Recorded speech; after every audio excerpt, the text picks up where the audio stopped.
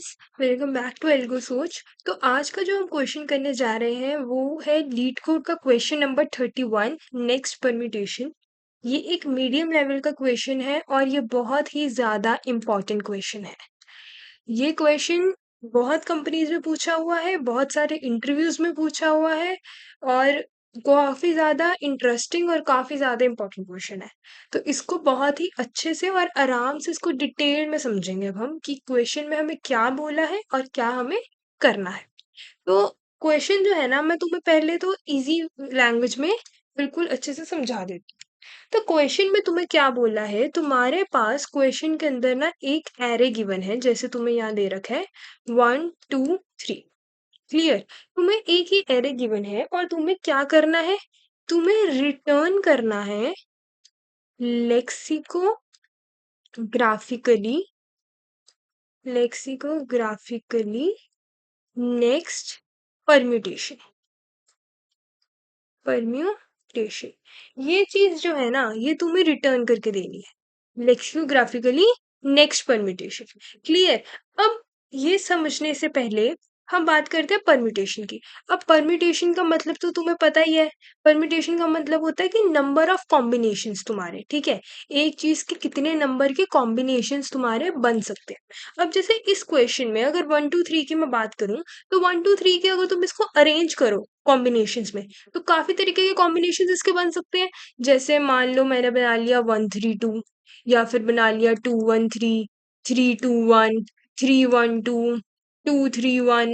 Like मैं इसके काफी कॉम्बिनेशन जो है वो बना सकती हूँ। लेक्सिकोग्राफिकल का मतलब क्या होता है? लेक्सिकोग्राफिकल का मतलब होता है कि जिसकी वैल्यू छोटी है, क्या है, जिसकी वैल्यू छोटी है वो पहले आएगा, और जिसकी वैल्यू बड़ी है वो तुम्हारा बाद में आएगा।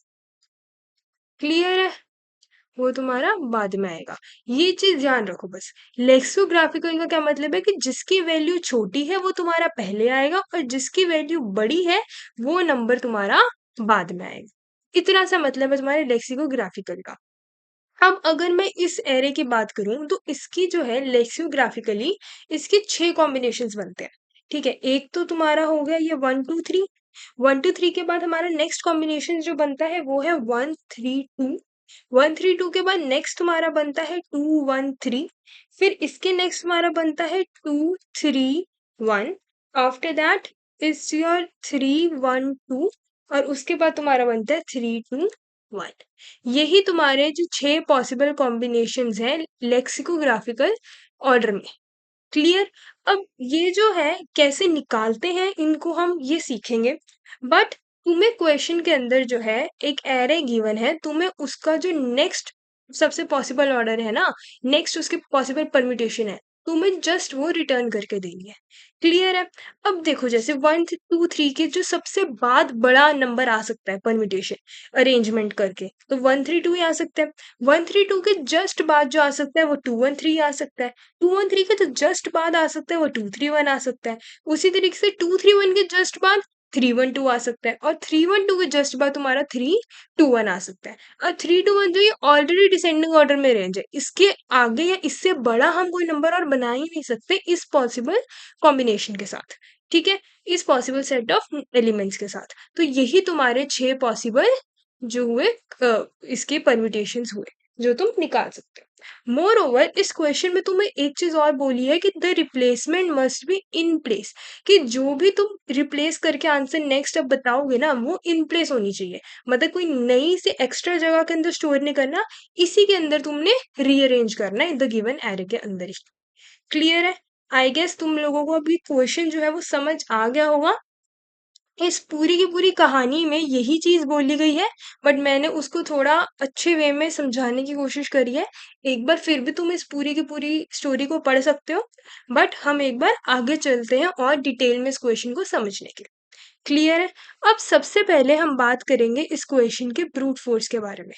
सपोज करो कि ब्रूट फोर्स अगर इस क्वेश्चन की बोली जाए तो तुम क्या सोचोगे, तुम्हारे दिमाग में क्या आएगा? ब्रूट फोर्स देखो, एक लेमन लैंग्वेज में अगर बोली जाए तो यही आ सकती है कि हम क्या करें, मैं सारे के सारे परम्यूटेशन जो है वो पहले फाइंड कर लूं। फाइंड ऑल द परम्यूटेशंस, सारे के सारे परम्यूटेशंस को मैं फाइंड कर ली। क्लियर। और जब मैं फाइंड कर लूंगी उसके बाद इन परम्यूटेशंस के अंदर मैं सर्च करूंगी मेरा एरे को, सर्च फॉर गिवन एरे, जो मेरे को गिवन एरे गिवन दिया हुआ है क्वेश्चन के अंदर, और उस गिवन एरे से मैं उसका जो नेक्स्ट एलिमेंट दिया हुआ है ना उसको फाइंड कर लूंगी, फाइंड कर लूंगी उसका नेक्स्ट लेक्सिकोग्राफिकल परम्यूटेशन वाला एलिमेंट और एरे, और इसी को मैं रिटर्न कर दूंगी। क्लियर। बेस्ट अप्रोच तो मतलब जो ब्रूट अप्रोच है वो तो यही है कि मैं सारे के सारे परम्यूटेशंस को एक बार निकाल लूं। जैसे इस केस में हमारे पास छह कम ये परम्यूटेशंस आए थे, तो मैं छह की छह परम्यूटेशंस निकाल लूं, और उसके बाद जो मेरे को एरे गिवन है जैसे 1 2 3 है, तो मैंने अपने इस सारी कॉम्बिनेशन में से 1 2 3 देख लिया, यहाँ है मेरा 1 2 3। अब 1 2 3 की जो सबसे नेक्स्ट एलिमेंट है वो मैं रिटर्न कर दूंगी, वो है हमारा 1 3। यही हो गया मेरा आंसर। क्लियर है। तो लेमन अप्रोच तुम्हारी, ब्रूट अप्रोच जो है तुम्हारी यही हुई। बट अब इसमें क्या है ना कि ये जो क्वेश्चन है तुम्हारा, ये जो अप्रोच है, ये तुम्हारी सॉल्व होती है using your recursion, using your recursion. और अभी क्योंकि हम ये एरे सीरीज कर रहे हैं, तो जब अब हम रिकर्जन सीरीज करेंगे, रिकर्जन के क्वेश्चंस प्रैक्टिस करेंगे, उस टाइम पे हम इस क्वेश्चन को रिकर्जन की फॉर्म में पक्का करेंगे। बट तब तक बस ये याद रखो कि ये रिकर्जन से सॉल्व होता है। और अगर इसकी टाइम कॉम्प्लेक्सिटी की बात करें ना, तो इसकी टाइम कॉम्प्लेक्सिटी होगी big of n factorial into n, क्योंकि n एलिमेंट के परम्यूटेशंस निकालने में तुम्हें n factorial into n time लगता है। ये तुम्हारी रिकर्जन के केस में होगी टाइम कॉम्प्लेक्सिटी। क्लियर है। तो ये मैंने पूरा का पूरा तुम्हें जो ब्रूट फोर्स है वो समझाया है।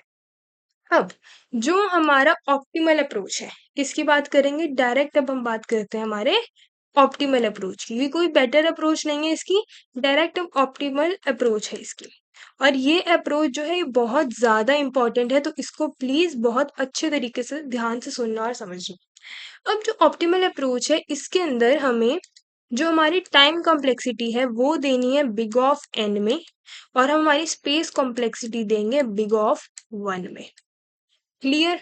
अब हम इसको कैसे सॉल्व करेंगे पहले हम ये देखते हैं। सबसे पहले ना इसको सॉल्व करने से पहले हम एक बार इंट्यूशन जो है ना प्रॉपर वो बिल्ड करने की कोशिश करते हैं कि इस ऑप्टिमल अप्रोच की हम इंट्यूशन कैसे बिल्ड कर सकते हैं। अब मैं तुम्हें समझाने के लिए एक बड़ा एरे ले रही हूँ, इंटीजर बड़ी वैल्यू ले रही हूँ, क्योंकि ये बहुत छोटी वैल्यू है 3 डिजिट्स की है, बट मैं 5 to 6 डिजिट्स ले रही हूँ ताकि तुम्हें और ज्यादा क्लैरिटी मिले। सपोज करो मेरा जो नंबर है वो है 1 2 3 6 5 4, ये है मेरा एरे। और तुम्हें इसका जो है नेक्स्ट लेक्सिकोग्राफिकल परम्यूटेशन जो है मेरे को रिटर्न करके देनी है।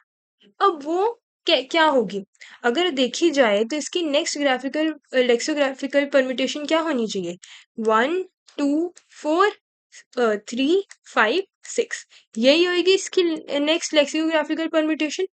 एम आई राइट। अब ये चीज जो है ये आई कहाँ से, अब इसको सबसे पहले देखते हैं। आंसर पता चल गया, बट आंसर डिराइव कैसे करें हम सबसे पहले इस चीज को देखते हैं। आप एक चीज आप यहाँ पे अगर नोटिस करोगे तो ध्यान से देखो, यहाँ पे तुम्हारा जो फर्स्ट 3 एलिमेंट्स है ये तुम्हारे असेंडिंग ऑर्डर में है, और लास्ट के जो 3 एलिमेंट्स है ये तुम्हारे डिसेंडिंग ऑर्डर में है। एम आई राइट। ठीक है। अब ये जो लास्ट के 3 एलिमेंट्स हैं तुम्हारे जो डिसेंडिंग ऑर्डर में गिवन है, तो इससे तुम्हें एक चीज समझ आ रही है कि ये जो एलिमेंट्स हैं ये डिसेंडिंग ऑर्डर में अरेंज होने का मतलब है ये बिल्कुल अपनी लार्जेस्ट फॉर्म में स्टोर्ड है, कि इससे ज्यादा लार्जेस्ट नंबर या इससे बड़ा नंबर इन तीनों एलिमेंट्स को लेके हम बना ही नहीं सकते। ये जो है सबसे बड़ा नंबर हुआ इन तीनों एलिमेंट्स का कॉम्बिनेशन में। क्लियर है।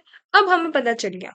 अब अगर हमें इससे इस पूरे के पूरे का नेक्स्ट लेक्सियोग्राफिकल नंबर चाहिए, इसका मतलब है कि हमें एक इससे पिछला वाला एलिमेंट जो है इसको भी इंक्लूड करना पड़ेगा, क्योंकि ये तो देखो डिसेंडिंग ऑर्डर में नहीं है, ये एलिमेंट तो इससे छोटा निकला। अगर तो ये भी अरेंज्ड होता पूरे फॉर्मेट में, तो ये भी डिसेंडिंग ऑर्डर में होता, तो ऑब्वियस ही बात है ये 6 से बड़ा होता, बट ये 6 से छोटा है। तो इसका मतलब कि ये जो है डिसेंडिंग ऑर्डर में नहीं है, सिर्फ इतना पार्ट ही है जो मेरा लार्जेस्ट वैल्यू अभी तक मेरे को दे रहा है। तो अब मेरे को जो है अब इसके इस पूरे के पूरे का नेक्स्ट लार्जेस्ट परम्यूटेशन निकालने के लिए मैं क्या कर सकती हूँ, मैं जो मेरा इससे प्रीवियस एलिमेंट है मतलब मेरे को इसको तो इंक्लूड करना ही करना पड़ेगा। क्लियर है? तो ये जो तुम्हारा एलिमेंट है, दिस वन, ये एलिमेंट तुम्हारा क्या हो गया, ये एलिमेंट है तुम्हारा पिवट एलिमेंट। कौन सा एलिमेंट है? Pivot element. ये बहुत ही ज्यादा इंपॉर्टेंट कॉन्सेप्ट है, तो इसको ध्यान से समझो। ये चीज है तुम्हारी पिवट एलिमेंट। पिवट एलिमेंट का क्या मतलब है कि ऐसा एलिमेंट अब जिसको हम इंक्लूड करेंगे हमारी नेक्स्ट लेक्सियोग्राफिकल परम्यूटेशन बनाने के लिए। इसके बाद का तो तुम्हारा डिसेंडिंग ऑर्डर में अरेंज्ड है, बट यहाँ से एलिमेंट जो है हम इसको इंक्लूड करके अब हमारी नेक्स्ट परम्यूटेशन बना रहे हैं। क्यों? क्योंकि अब हमें समझ आ गया कि 3 से अगर हम देखें ना, तो 3 के बाद हमारी यही वाली जो लार्जेस्ट परम्यूटेशन है जो पॉसिबल हो सकती है। तुम खुद इसको अरेंज करके देख लो, तो क्या तुम लार्जेस्ट वैल्यू बना पाओगे 3 के साथ मिलके इसकी कोई? नहीं, क्योंकि ये ऑलरेडी डिसेंडिंग में अरेंज्ड है। क्लियर? तो जब भी तुम इक्वेशन करते हो, तुम्हारी जो सबसे पहला काम है वो है फाइंड करना पिवट एलिमेंट। क्या करना? फाइंड करना पिवट एलिमेंट। ये सबसे इंपॉर्टेंट और तुम्हारा मैं कहूंगी फर्स्ट स्टेप है इस क्वेश्चन के अंदर। क्लियर?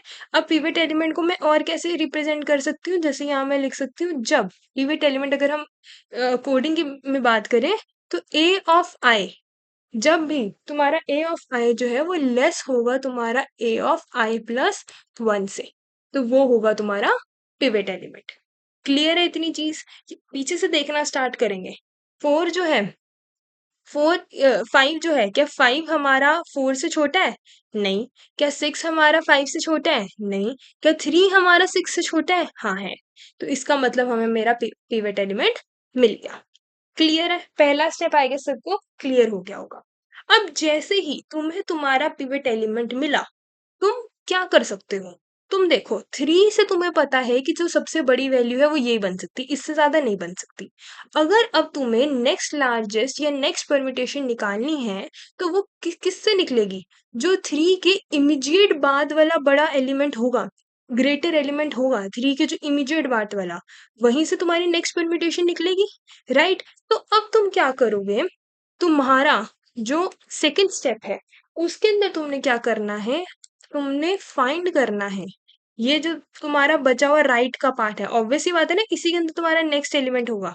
तो फाइंड करना है तुम्हारा right most next greater element than pivot, next greater element than pivot. Pivot वाला जो तुम्हारा एलिमेंट है उससे तुरंत बाद जो तुम्हारा नेक्स्ट लार्जेस्ट है, जैसे 3 से अगला नेक्स्ट लार्जेस्ट वैल्यू क्या है तुम्हारी? 4 है। राइट? 3 से जस्ट नेक्स्ट बाद तुम्हारी लार्जेस्ट वैल्यू है जो 4 है। अगर तुम्हें पता है अगर 3 से तुम्हारा ये जो आंसर है वो लार्जेस्ट है, तो नेक्स्ट जो परम्यूटेशन होगी अब वो लेक्सियोग्राफिकली, मतलब छोटा एलिमेंट पहले और बड़ा बाद में, तो उस ऑर्डर में अगर हम देखें तो नेक्स्ट जो परम्यूटेशन है 4 से ही बनेगी। तो जब तुमने ये नेक्स्ट लेक्सियोग्राफिकल अपना right most element next greater find कर लिया, तुमने क्या करना है, अपने पिवट और इसको करना है स्वैप।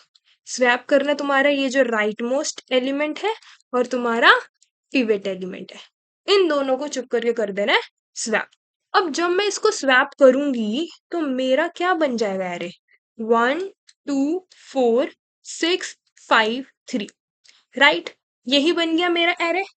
इतना क्लियर है? अब देखो, जब तुम्हारा एरे इतना बन गया, तुम्हें एक चीज दिख रही है कि अब मेरा भाई ये पार्ट तो है ना, ये तो जी हो गया सॉर्टेड, इससे मेरे को कोई लेना देना नहीं है। मेरा जो, थोड़ा क्लियर करके लिख देती हूँ इसको, कि जो मेरा ये वाला पार्ट है, योर 1 2 4, ये चीज तो मेरी एकदम सॉर्टेड है, इसको तो नहीं छेड़ना। अब बचा मेरा लास्ट का ये वाला 3 पार्ट। अब इस 3 से मेरे को क्या करना है? अब इस तीनों को मेरे को किस में अरेंज करना है? स्मॉलेस्ट फॉर्म में। किस में अरेंज करना है?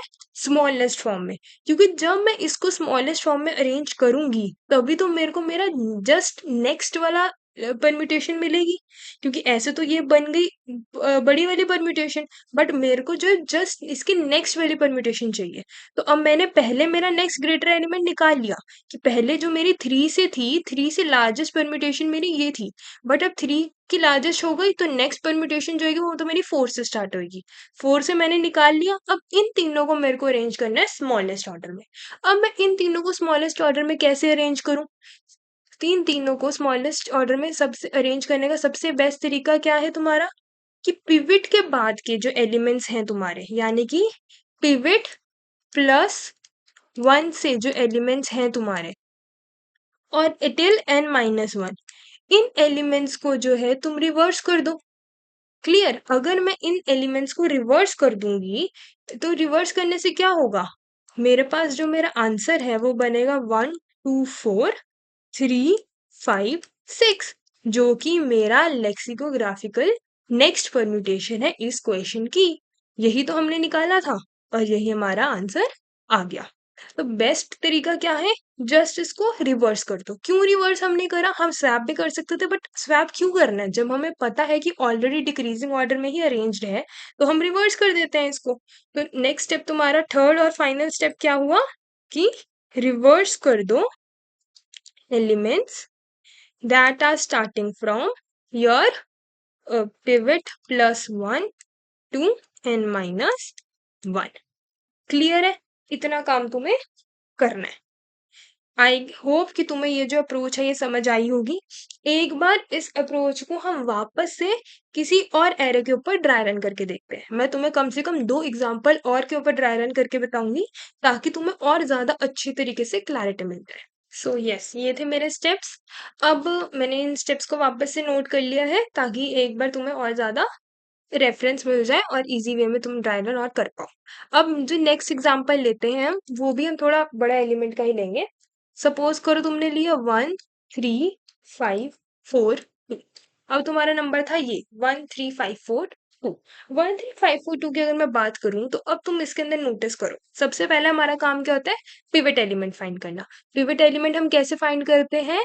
जब हमारा a ऑफ i की वैल्यू लेस देन होती है a ऑफ i प्लस 1 से, तब हमें जाके मिलता है हमारा पिवट एलिमेंट। तो इस क्वेश्चन में हम देखें तो 4 जो है वो 2 से बड़ा है, हाँ बड़ा है, कोई प्रॉब्लम नहीं है। 5 जो है वो 4 से बड़ा है, हाँ बड़ा है। 3 जो है वो 4 से बड़ा है, नहीं। तो मतलब ये तीनों जो है ये मेरे डिसेंडिंग ऑर्डर में अरेंज है, तो इस केस में मेरा पिवट एलिमेंट क्या हुआ? 3। क्लियर? अब पिवट मेरे को मिल गया। नेक्स्ट स्टेप मेरा क्या होता है? फर्स्ट स्टेप डन, पिवट ढूंढ लिया। नेक्स्ट स्टेप है मेरा फाइंड करना right most next greater element than pivot. Pivot से जस्ट बड़ा नेक्स्ट मेरा राइट में ग्रेटर एलिमेंट कौन सा है, वो कैसे फाइंड करोगे? तो वो तुमने फाइंड किया, कौन सा होगा?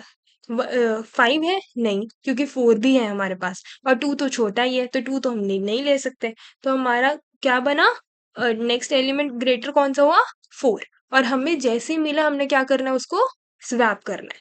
तो अब बना 1 4 5 3 2। क्लियर? 1 4 5 3 2 बना। अब इतना पार्ट हमें पता चल गया हमारा सॉर्टेड है। अब हमें फाइनली जो हमारा आंसर है नेक्स्ट परम्यूटेशन बनाने के लिए क्या करना है? Reverse the elements from pivot plus 1 to n-1। तो ये पोजीशन के जो एलिमेंट्स है इनको करना है रिवर्स। तो आंसर क्या बन जाएगा? 1 4 2 3 5। और देखा जाए तो यही होगा मेरा इस क्वेश्चन का नेक्स्ट लेक्सियोग्राफिकल परम्यूटेशन। क्लियर है? एक एग्जांपल और ले लेते हैं छोटा सा, जो तुम्हारे इसी एग्जांपल में गिवन है क्वेश्चन के, जैसे 2 3 1।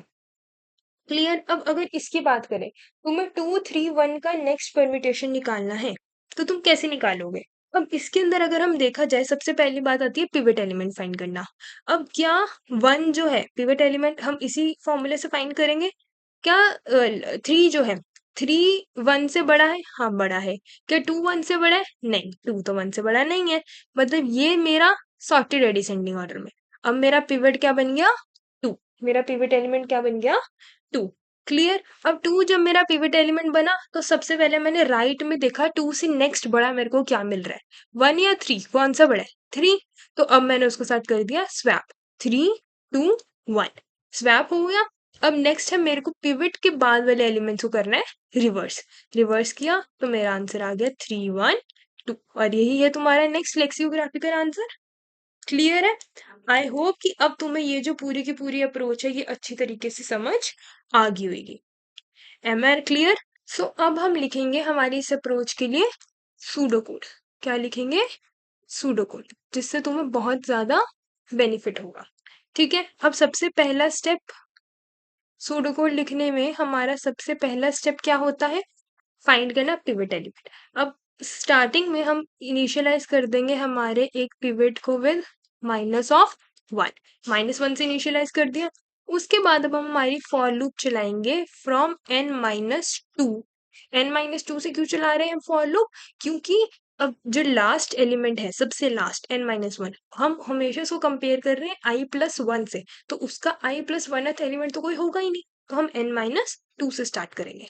n-2 से हम गए हमारा जब तक हमारा n जो है वो ग्रेटर देन इक्वल्स टू 0 है, माइनस माइनस करते रहेंगे और यहाँ पे जाके अब हम कंडीशन डालेंगे। अगर मेरा जो एरे है आई वो लेस देन है मेरा एरे ऑफ i+1, मतलब मेरे को मेरा क्या मिल गया है? पिवट एलिमेंट मिल गया है। और जैसे पिवट मिला मेरे को यहाँ से कर देना है ब्रेक। क्लियर? ये तो तुम्हारा हो गया पहली चीज। और इसके अंदर अब सपोज करो फॉर एग्जांपल मान लो जो तुम्हारा एरे तुम्हें गिवन है वो ऐसा है। अ, ये सपोज करो जो तुम्हारे पास एरे गिवन है वो तुम्हें ऐसा है 5 4 3 2 1। तो इस केस में अगर देखें हम 5 4 3 2 1, तो यहाँ पे जो पिवट है वो तो कभी आएगा ही नहीं। क्यों? क्योंकि 2 हमेशा 1 से बड़ा है, 3 2 से बड़ा है, 4 3 से बड़ा है, 5 4 से बड़ा है, तो पिवट तो हमारा आया ही नहीं। तो इस केस में वैसे तो इसका जो नेक्स्ट लेक्सियोग्राफिकल परम्यूटेशन है वो नहीं एग्जिस्ट करता, बट क्वेश्चन के अंदर तुम्हें बोला है कि अगर ऐसी सिचुएशन आए, मैं तुम्हें क्वेश्चन के अंदर दिखा देती हूँ। क्वेश्चन के अंदर सी तुम्हें बोला है कि अगर ऐसी सिचुएशन आए कि such arrangement is not possible, तो array must be rearrange as the lowest possible order. जो जो तुम्हारा लोएस्ट पॉसिबल ऑर्डर था, मतलब जहां से तुमने शुरुआत की थी, तुम्हारा जो आंसर है वो वहीं पे रिटर्न कर देना चाहिए। तो वो उसको रिटर्न कैसे करोगे? बेस्ट तरीका है कि जो तुम्हारा एरे गिवन है इस पूरे को कर दो रिवर्स। 1 2 3 4 5 यही होगा तुम्हारा सबसे lowest answer. Clear?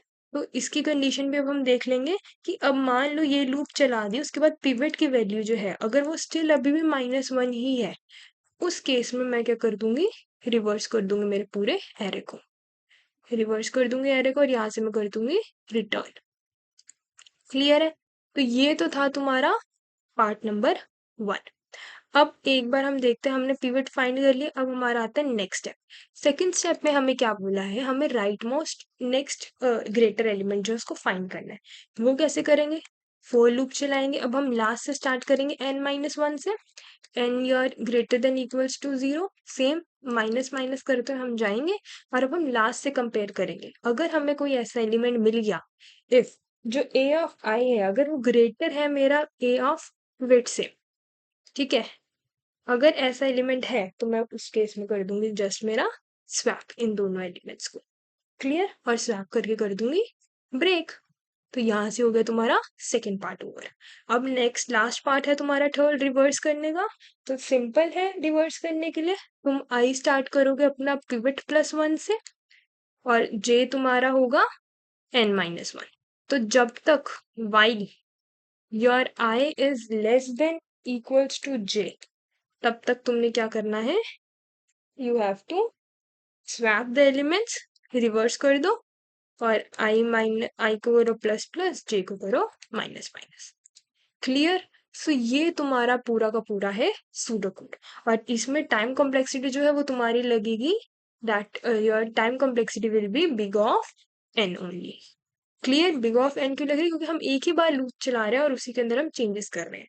Time complexity will be big of n। I hope कि ये तुम्हें पूरी की पूरी अप्रोच और इसका डिटेल सॉल्यूशन बहुत अच्छे तरीके से क्लियर हो गया होगा। अब बहुत अच्छे से डिटेल से समझा है हमने इसको। अगर कहीं पे भी डाउट है तो एक बार वापस से रिविजिट करो वीडियो को और वापस से सुनो। अब हम चलते हैं इसके कोड की तरफ।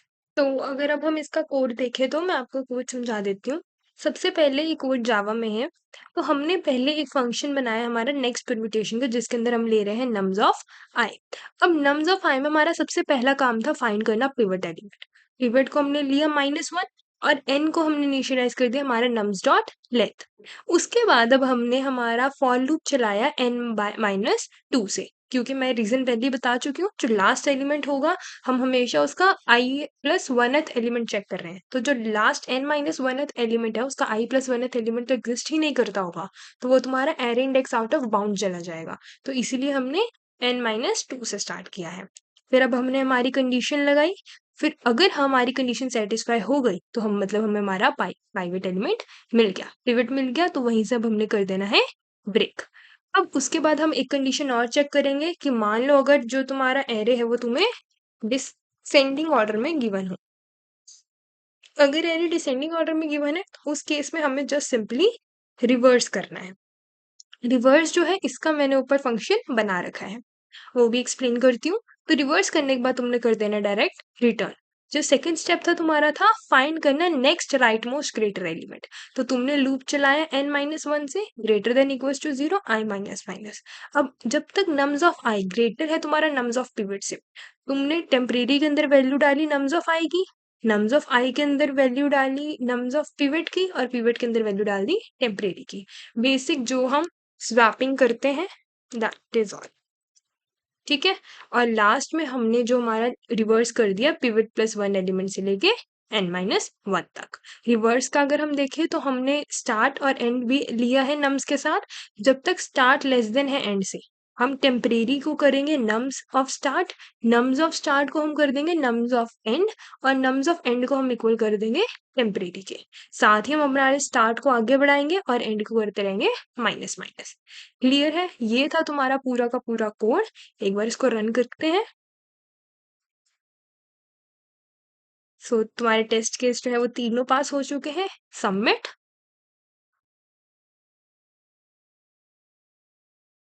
So this was your answer. तो आई होप कि ये जो डिटेल्ड एक्सप्लेनेशन है तुम्हें बहुत अच्छे तरीके से समझ आई होगी। एक बार इस पूरे के पूरे क्वेश्चन को वापस से ड्राई रन करके देखना। किसी भी गिवन सेट ऑफ एरे ले लो, उसके ऊपर ड्राई रन करो, उसकी नेक्स्ट परम्यूटेशन फाइंड करो, और ये कोड को अच्छे से समझ के एक बार खुद से लिख के ट्राई करना। Clear? Till then keep learning and keep thinking.